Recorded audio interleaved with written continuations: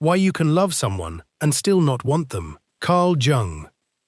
Carl Jung observed that the human psyche can hold two currents running in opposite directions at the very same moment, and one of the strangest of these currents is the one this title names, the current where the heart says yes and the body says nothing, where the loyalty is intact and the longing has quietly left the room without telling anyone it was go.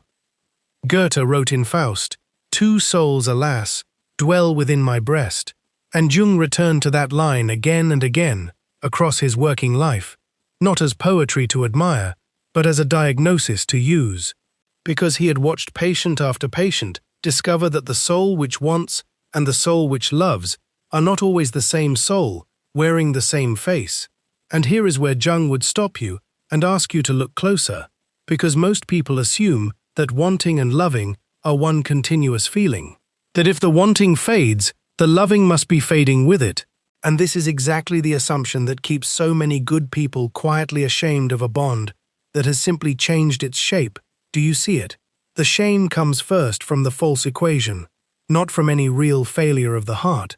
And once you see that the two souls Goethe named can genuinely diverge, decades can pass in a marriage or a friendship or a family bond, with the want long gone and the love only getting truer, because it has finally stopped depending on the want to prove itself. I want to sit with this for a moment before we go further, because if this is you, if you have loved someone faithfully while some part of you went quiet somewhere along the way, you are not broken, and you are not the only one.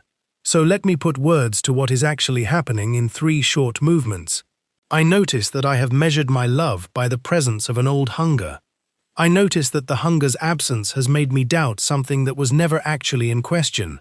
And so today, gently, without drama, I make the unconscious conscious. Say it with me. I make the unconscious conscious. Again, I make the unconscious conscious. And if this kind of honest looking is useful to you, I would love for tomorrow's teaching to find you too. So consider staying close to this channel, quietly, in whatever way that means for you. If something in you just went quiet, while I said that, I want you to type 2 words in the comments. Just face it. Let it be a small seal on what you are noticing right now. Nobody else has to know what it means. Only you.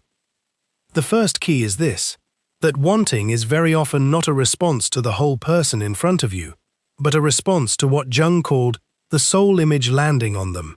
In his own words, unconsciously projected upon the person of the beloved, which is a careful way of saying that a great deal of what feels like desire for someone is actually the psyche's own inner figure, the anima in a man, the animus in a woman, finding a screen to be shown on. And the person you loved early on did not create that charge alone. They were standing in exactly the right spot to catch a light that was already shining from somewhere inside you. This is not a small technical detail. It changes the whole meaning of what happened when the wanting faded, because it means the wanting was never entirely about them to begin with. Picture the earliest weeks with someone you have loved for years now. Remember how oversized it all felt, how a text message could rearrange your whole afternoon, how ordinary conversation felt like scripture, how you drove home replaying a single sentence they said, as though it were a verse worth memorizing. That intensity was real, but it was not proof of a perfect match. It was proof that an inner image had found its screen. And imagine a woman recalling her first months with the man she later married. She tells a friend, "I used to feel like I could not breathe properly," until he texted back, and her friend asks, "And now?" And she pauses, honestly unsure whether to feel proud or ashamed of how quiet that old feeling has become. This is the exact fork in the road Jung is asking you to notice, because the shame only arrives if you believe the quiet means something has died, when in fact, the quiet may only mean the projector has finally been switched off, and the actual person can be seen without the old glare in your eyes. Screens, unlike the images projected onto them, are always more particular and more limited than the picture that first lit them up. A screen has its own texture, its own small tears and scuffs, things the projected image never had to account for. So when the light dims, it is not that you loved wrongly then, it is that you were meeting an image before you had fully met the person standing underneath it. Think of how strange it would be to grieve a photograph for failing to become the room it depicts. The photograph was never meant to be the room. It was only ever meant to point toward it. And this reframing alone releases a quiet grief that so many carry without a name. The grief of thinking their love has gone stale, when in truth, their love has simply moved to a different address. One with less decoration and far sturdier walls. I let my wanting teach me, without believing it names the whole truth. The second key is this, that the force behind the wanting is bigger and older than any one relationship. Jung wrote plainly that the anima is the archetype of life itself, which is a striking claim if you actually let it land, because it means the intensity you once felt was not a private verdict on how special this one person was. It was an ancient current of vitality itself, moving through you and finding a human shape to attach to. This explains something that puzzles almost everyone at some point. Why did the wanting feel so enormous and so seemingly without a clear cause? Why could you not point to a single reason strong enough to justify how consumed you were? And the answer Jung gives is almost humbling. The size of the wanting was never proportional to the qualities of the person. It was proportional to the size of the archetype behind it. Think of it like this. A lightning storm does not care which tree it strikes. The tree did nothing to earn the lightning. It simply stood in the field at the right height, at the right moment. And once you understand that the early charge with anyone is closer to weather than to verdict, you stop reading its later absence as a demotion of the person you chose. Imagine a young couple in their first year together, the kind of year where a single unanswered text can ruin an entire afternoon, where the smell of someone's jacket left on a chair can undo you a little, where you replay one small joke they made for days as though it were something sacred. And imagine that same couple 10 years later, sitting in a waiting room together before a routine appointment, calm, almost bored, one of them reading something on a phone, the other staring at the wall, no ache in the air at all. And if you asked either of them in that moment whether something had been lost, they might honestly say it feels that way. But what has actually happened is only that the season has changed. The storm that once moved through that first year was never a promise of permanent weather. It was simply the shape early vitality tends to take when it first finds a place to land. Imagine two people who have been together 20 years. The woman says to a friend, "I do not feel that old ache for him anymore," and she says it almost apologetically, as though confessing a failure. But what if the ache was never proof of anything except that lightning had passed through? What if its absence now simply means the storm has done what storms do, moved on, while the tree, meaning the actual bond, the actual daily human commitment, is still standing? And consider a second small scene alongside that one. A man driving home from work notices he no longer feels his chest tighten with anticipation, the way it once did, pulling into his own driveway. And instead of naming this correctly, he quietly files it away as evidence that something between him and the person waiting inside has gone wrong, when in fact nothing between them has gone wrong at all. What has happened is only that the archetypal charge, which was never his to keep permanently in the first place, has finished passing through him and moved further along its own ancient circuit, the way weather moves along a coastline, touching one town intensely and then continuing on without any judgment against the town it leaves behind. Jung would say, this current does not belong to either partner, it belongs to life itself, using human beings the way a river uses its banks, present in both, generated by neither, and this is worth saying twice in two different ways, because the mind resists it. The ache you miss was never a possession you lost, it was only ever a visitor passing through on its way to somewhere else, and no amount of longing for its return will summon it back on command, any more than a farmer can summon back a spring storm by standing in the field and wishing for rain. What the farmer actually has, once the storm has passed, is the ground it left behind, softened, ready, capable of growing something the storm itself could never grow alone. This is the quiet relief hidden inside Key 2. You were never being graded on how much lightning you could keep manufacturing, and the absence of the storm was never a verdict on the tree.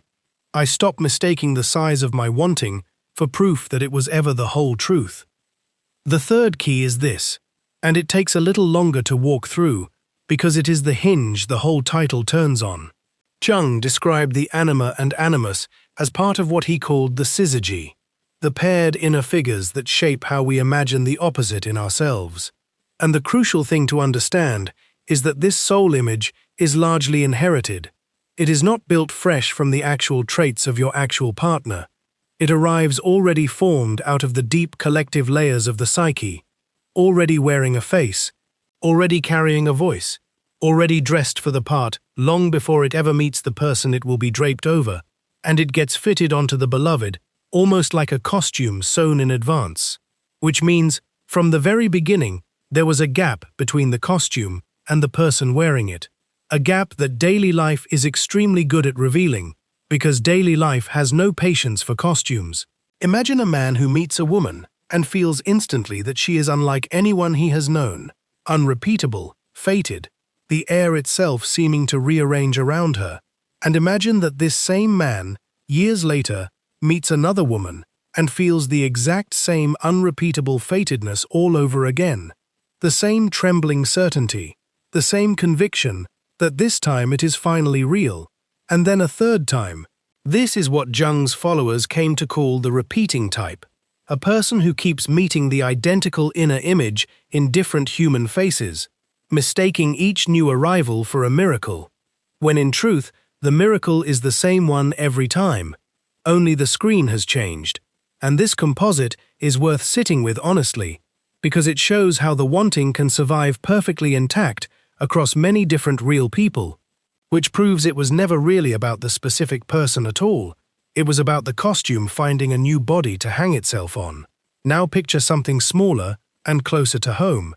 A woman who has been married 11 years notices that she still keeps a small drawer of old letters from the earliest months, and one evening, she rereads them and feels almost embarrassed, because the man described in those letters, breathless, mysterious, larger than life, is not quite the man asleep beside her, snoring faintly, having said something forgettable at dinner, and for a moment she wonders if she has lost something, but what she has actually lost is only the costume. The actual man was always more particular than the letters ever let him be. Let me widen this a little further, because the costume rarely falls all at once. It wears down the way a coat wears down, at the elbows first, then at the collar. So consider an ordinary Sunday morning, years into some relationship. One person burns the toast for the third week running, forgets to buy the coffee they promised to buy, hums a song slightly off-key while looking for their keys. And none of these things would ever appear in an early love letter. They are too small, too plain, too unglamorous to survive the editing that early wanting always performs on a person. But they are also the very things that finally let you see someone, rather than the image projected over them. Because an image never burns the toast, an image never hums off-key. Only an actual person does that. And here is the mercy inside this key. Once you stop feeding that repeating hunger for a new screen, once you stay long enough with one actual human being for the costume to wear thin, something else becomes possible that was never possible while the image was still intact. Jung himself, late in life, was asked about a long and difficult marriage, and he said simply, "It is art," meaning that what remains after the image has fallen away is not an accident and not a lesser consolation prize. It is a made thing, a crafted thing, requiring skill and patience the way any art requires them. Dailiness is the very instrument that wears the costume down. The small arguments about nothing, the sight of someone half asleep with their guard entirely gone, the years of ordinary tiredness, the forgotten anniversary, the mispronounced word said the same way for a decade. All of it slowly dissolves the mask, thread by thread, until what stands underneath can finally be seen without the old lighting. And when the mask goes, the wanting that depended on the mask often goes with it. This is not the relationship failing. This is the relationship finally becoming specific, becoming about this one unrepeatable person, rather than about the ancient image that first opened the door. The costume had to fall for the face to be seen at all. I let the mask fall, and I do not mistake its falling for the ending. The fourth key is this, and it asks you to look at something as ordinary as a single day, because the difference between wanting and loving rarely shows itself in grand declarations. It shows itself in small, unremarkable acts that nobody would ever put in a love letter. So walk through an average Tuesday with me. Morning comes and there is no old electricity in the room. You notice this, and maybe a small guilty voice says something is missing. But watch what you actually do next before you listen to that voice. You notice they slept badly, and you let them sleep a little longer. You remember without being asked that they have a hard meeting today, and you say something small about it while you make the coffee. At lunch you see a message that they are stressed, and you feel a genuine pull to help, not a performed one, not one you are doing for an audience. Evening comes, they are irritable over nothing, snapping at you about a dish left in the sink. And you do not walk out. You do not even raise your voice. You are mildly annoyed perhaps, but you stay.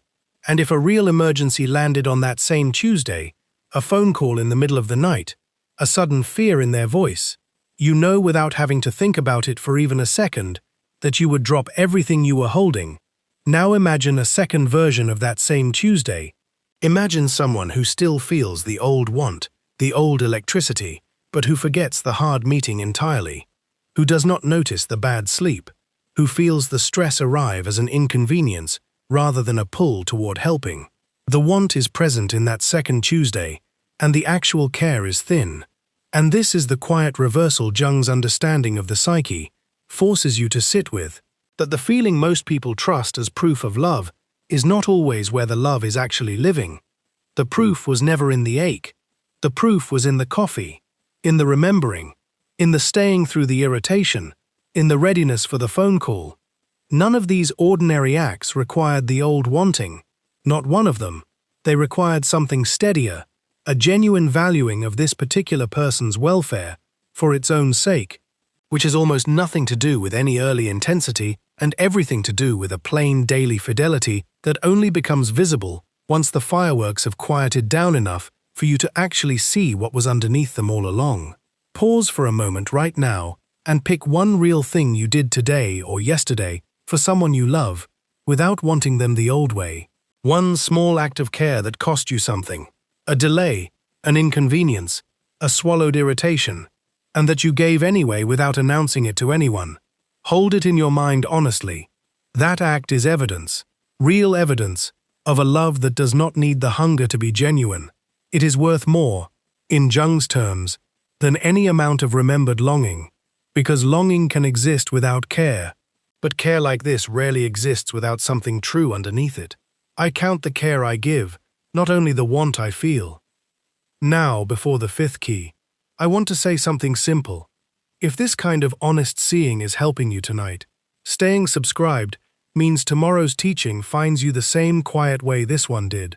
That is really the whole reason to stay close, so that the next piece of understanding has a way to reach you. The fifth key is the deepest one, and it unfolds slowly, in several turns, because it is really answering the hardest version of the question this whole video has been circling. So let us walk through it patiently. First, consider what the wanting was actually chasing all along. Jung taught that the animus and anima are always seeking embodiment, always looking for a human vessel through which the archetype can be lived rather than merely imagined. So when you wanted someone intensely, some part of you was not simply wanting them, some part of you was using them as a doorway toward your own unlived inner life, toward the unclaimed feeling function in a man, toward the unclaimed capacity for judgment and authorship in a woman. And this is a strange thing to sit with, that a great deal of romantic hunger is actually a hunger for your own missing half, trying to find a shortcut through someone else's body. Notice how this reframes even the smallest details of falling for someone. The way you once memorized their laugh, the way their opinions felt like revelations, none of that was wasted. All of it was your own psyche reaching for parts of itself it had not yet learned to hold on its own. And here is a further layer worth sitting with. Because if the wanting was really your own unclaimed life trying to reach you through another person, then the fading of the wanting is not the archetype giving up on you. It may in fact be the archetype's task finally accomplished. It found the doorway, It did what it came to do, and now it withdraws the way any good teacher withdraws once the lesson has actually been learned. This reframing alone should soften something in you, because it means the ache leaving was never abandonment. It may have been graduation. Second, consider what happens when that image finally withdraws, and here Jung and those who followed him were unusually consistent. Disillusionment is not the death of a relationship. It is the beginning of the real one. The word itself carries the whole teaching if you slow down enough to look at it. The illusion is what leaves, which means whatever remains afterward, however plain, is no longer illusion. It is the first honest material you have ever actually had to work with. Imagine a couple who have been married for many years. Imagine the woman noticing one ordinary evening, doing dishes together in near silence, that the old ache for him is simply not there anymore. And imagine the quiet fear that rises in her, the fear that this silence means something has died. But watch what she does next. She looks at him properly, not through the old glow, but plainly, and she sees a tired, decent, particular man drying a plate badly, missing spots he always misses, humming something under his breath the way he always does. And for the first time in years, she is not comparing him to the picture she once had. She is simply seeing him, and something in her chest, quieter than the old ache but sturdier, recognizes him. This is what disillusionment actually gives you, not less, but finally something real to look at. Before disillusionment, you were relating to a picture. After it, you are finally in a position to relate to an actual person, flawed, particular, capable of disappointing you in ways the picture never could, because pictures do not disappoint. Only people do, and this is oddly good news. It means the disappointment you feel when wanting fades is not proof that love has failed. It is proof that reality has finally arrived at your door. Third, and this is the part that requires real honesty, not every person who loses the old wanting finds an actual person worth loving underneath the image. Sometimes what is revealed, once the projection lifts, is genuinely thin, genuinely mismatched, and what remains is closer to habit than to a living bond. Jung never pretended that every long partnership was secretly a masterpiece waiting to be uncovered. He was far too honest a clinician for that kind of comfort. So this key does not promise you that your particular story ends well. What it promises is clarity, the chance to actually see what is there once the fog lifts, rather than mistaking fog for substance in either direction, and this clarity cuts both ways. It can reveal a steadier love you had not noticed, or it can reveal an emptiness that the old wanting had been quietly covering for years. Either discovery is more useful than the fog, because only in clarity can you actually choose anything at all. Fourth, there is a danger hiding on the other side of this teaching, and it deserves to be named plainly. Some people, sensing the ache fade, panic and read it backward. They assume the fading proves the bond was wrong from the start, and rather than staying long enough to see what is actually underneath, they go looking for the next screen, the next early glow, mistaking a fresh projection for proof of life. Imagine a man in his 40s who has felt this fading twice now, with 2 different partners, and each time, right at the point where the real seeing might have begun, he has quietly stepped back out into the world, looking for the old intensity again, telling himself he simply had not found the right one yet. And each new beginning does feel enormous for a season. And each time, a few years in, the same quiet fading arrives, because it was never going to not arrive. That is what the fading does. It is not a verdict on the person. It is the natural end of a phase every bond eventually reaches. And if he keeps leaving at the exact moment the real work could start, he will spend a lifetime standing in doorways and never once walk all the way into a room. Fifth, and this is where the key finally turns all the way. Notice how this plays out in the smaller disappointments of ordinary life. Not the dramatic betrayals, but the daily friction, the way they interrupt you, the way they forget something you mentioned twice, the way their voice sounds flat when you wanted warmth. So here is a small exercise worth doing quietly this week. Take one real disappointment you have felt in the person you love, something specific, and ask yourself honestly, is this a disappointment in who they actually are, Or is it a disappointment that they failed to be an image I was never entitled to hold them to in the first place? Sit with that question longer than feels comfortable, because the honest answer rarely arrives on the first pass. It usually takes a second look, and sometimes a third, before you can tell which situation you are actually standing in. And I want to say one more thing plainly here, because this territory attracts a great deal of comforting nonsense. There is no cosmic other half waiting somewhere to make the wanting permanent. Jung never taught anything resembling a destined soulmate whose mere existence guarantees an unending flame. What he taught was harder, and I think far more dignified. That real love between two actual human beings is built after the illusion clears, not before it. Built the way any craft is built, slowly, with the wrong pieces set aside and the true ones kept. And that building is available to you whether or not the old wanting ever returns, whether the fog you are standing in lifts to reveal something worth keeping, or something you must finally see plainly for what it is. I ask what is true now, not what the image once promised me. The sixth key is this, and it is the gentlest one to end on. A love that continues after the wanting has quieted is not a lesser love limping along on memory. It is in some ways a rarer achievement than the first blaze ever was, because the first blaze cost you nothing. It arrived unearned. An archetype, doing what archetypes do, finding a screen and lighting it without asking your permission. But the love that remains, once the mask has fallen, the love that still shows up on an ordinary Tuesday with no fireworks left to justify it, that love had to be chosen, again and again, without the old chemical persuasion doing the choosing for you.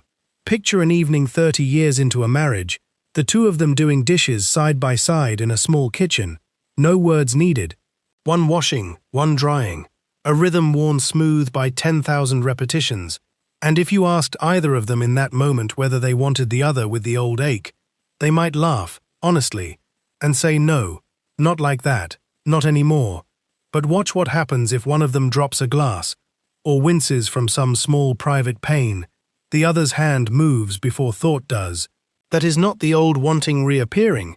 That is something that never needed the wanting in the first place. Something Jung would say belongs to a quieter and more durable layer of the psyche than the archetype ever touched. This is worth saying plainly. So many people quietly grieve the fading of want, as though it were proof their story had gone wrong. Measuring 30 years of dishwashing evenings against the memory of one electric night decades ago, and finding the evenings wanting, when it may in fact be proof their story finally grew up. The ache was weather. This is climate, and climate is what you actually live inside. The culture around you will keep insisting that real love must feel like heat, that if the heat is gone, something essential has died. But Jung's whole body of work stands quietly against that insistence, suggesting instead that heat is simply the noise an unlived archetype makes on its way toward being lived, and that once it has done its work, what it leaves behind is not ash but ground, solid enough to build an actual life on. You can love someone and still not want them, and this is not a contradiction to be solved. It is simply what happens when an ancient archetypal current passes through a real human bond and leaves behind, not nothing, but something plainer and steadier than what it started with. A love that no longer needs proving, because it has stopped performing.